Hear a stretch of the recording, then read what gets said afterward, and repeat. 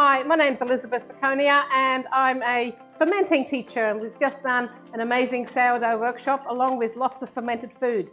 But I'd like to share with you something that we didn't cover in the class, how to make sourdough wraps. Now I think we all know what wraps are, and they're lovely with lots of goodies from the garden and maybe your own cheese as well, all sorts of things you can put in wraps. But when you have sourdough, it means it's much better for your digestion, and also it's got much less gluten in it. But before we start making the wraps, we need to make a sourdough starter, because we need that to then ferment our mixture with. It's very simple to make a sourdough starter. I've got some flour here. I'm just going to put a couple of spoons of flour into this bowl and add some filtered tank water and mix it into a nice thin slurry.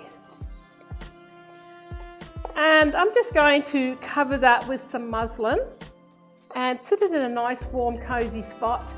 And every day I will just check it and give it a stir, and I will see more and more little frothy bubbles as time goes by, and after about 5 or 6 days it should be an active starter.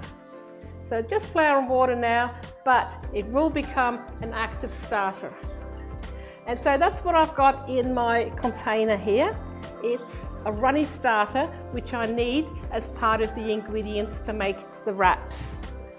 So let's begin making one batch of wraps. We need to have high gluten flour, and I choose white because it's just strong and it keeps itself in check. There's a couple of samples from the supermarket. This is a typical Italian flour for which you use for making pizza bases and pasta. So it's high gluten white. And that's just another brand here. It's a 00 white, which means it's high gluten. The reason for needing high gluten is that the fermentation breaks down the gluten so much. We need something left there for it to be able to stay intact. So I'm going to use 2 cups of flour.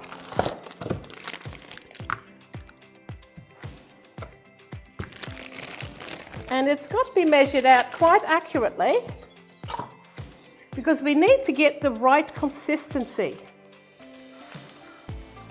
So that's 1.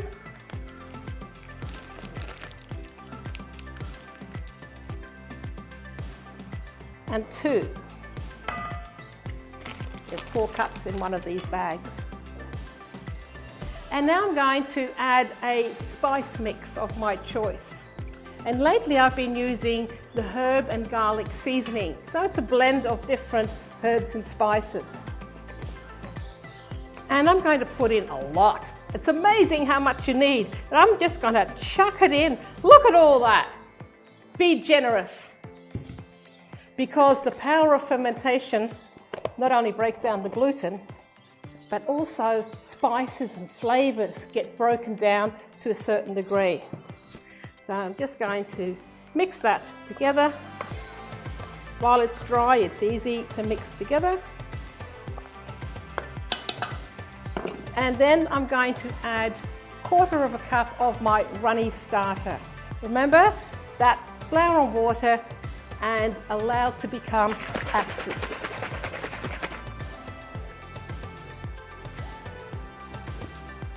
I'm not a measuring kind of person really, but for a recipe like this, it really helps to stay accurate with your wet and dry ingredients. We don't want the mixture to get too soft, otherwise it's impossible to roll out. Now we've got here some melted coconut oil, and we'll measure a couple of spoons of melted coconut oil, because that's what helps to keep the wrap strong once we bake it and then use it to fill up with our fillings. And then 3 eggs, and the eggs also help to keep that wrap strong and together.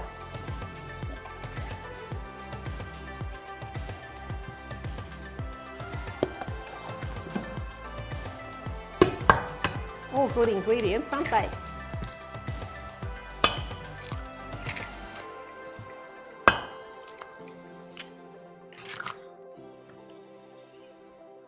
And now it's just a matter of mixing it all together. I like to use a spoon because I want the dry ingredients to get wet slowly, and all of it needs some moisture.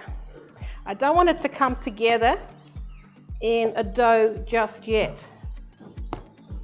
And some salt too. About a teaspoon of salt.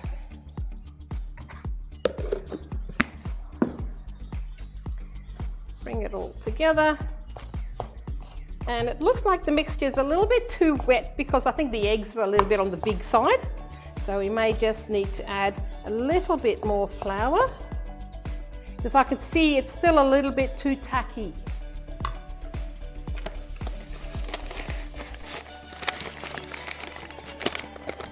Sprinkle it in.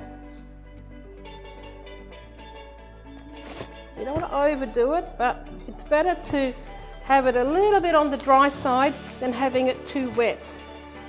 Because fermentation is amazing at breaking things down, and even that firm mixture that you make up now, well, by tomorrow it'll be soft. And we're just compensating for that breaking down process. It's starting to look pretty good now. I can now get it with my hands and make it into a dough.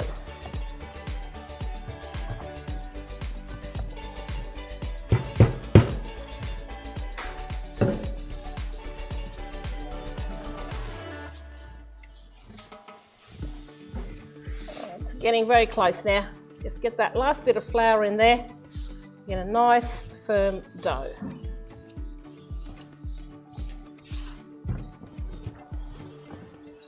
Okay, I'm quite happy with that now.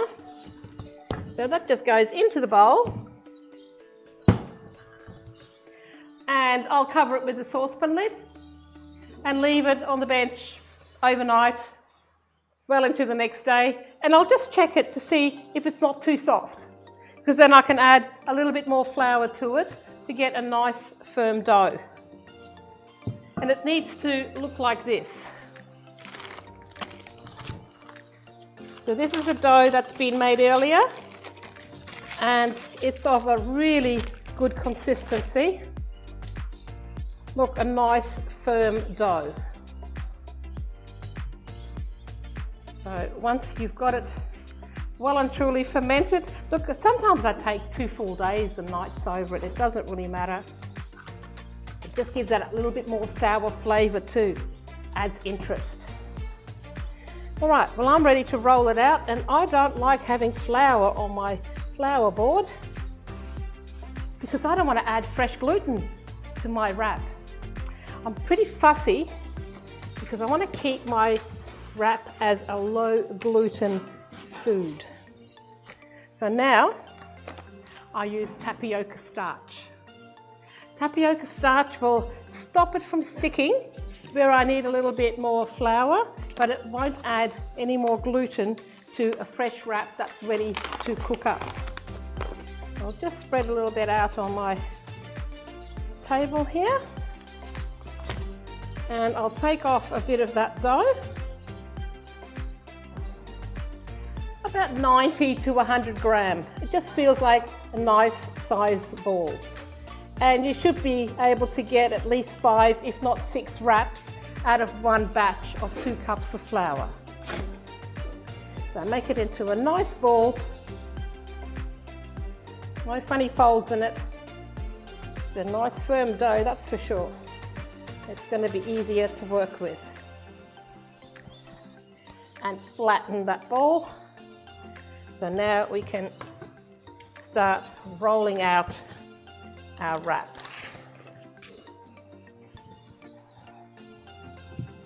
You can see quite firm, that dough. And that's exactly how we want it to be. And if you want a nice round wrap, it's important to start with a nice round ball. Just flatten it, and then you will get pretty close to a nice circular shape.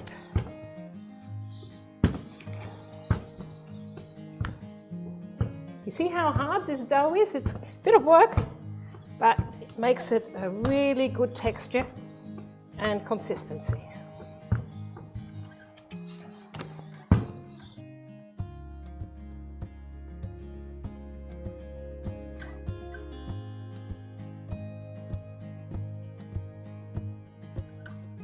That's a good kiddie size, okay? But I'm greedy, I want more. Put lots of filling in. What kind of things would you like to put in your wrap? Wow, I know what I like in mine. I've got a bean paste that I ferment, and having a nice thick layer of that bean paste already adds beautiful flavour and some moisture to the wrap. And then I make my own mozzarella, did you know that? Having your own mozzarella is just amazing. I like to have it grated, ready in the fridge to use for any of my cooking. And then I've got greens growing in the garden and herbs. I've got some cold meat in the fridge I can slice up finely and add that too. All from the farm. Okay, I think we're about there now. I'm going to take it up on the rolling pin and unfurl it into a medium hot frying pan.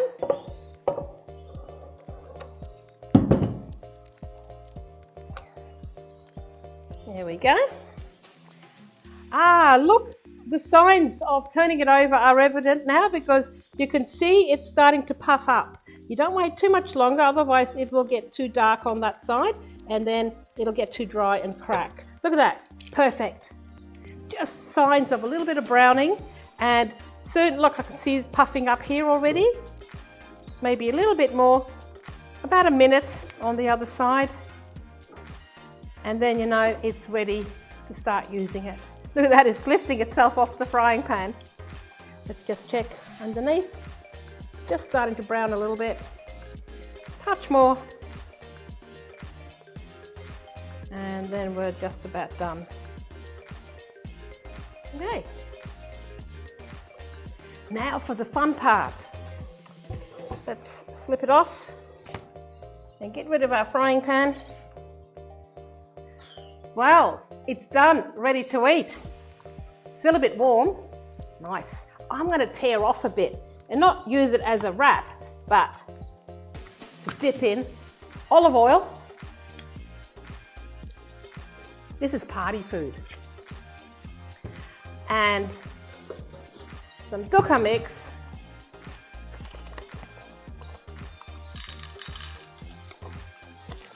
Oh, I can't wait. Dip it in the olive oil. Nice and wet with the oil. Dip it into the dukkha. And boy, oh boy, you probably wish it was you eating this.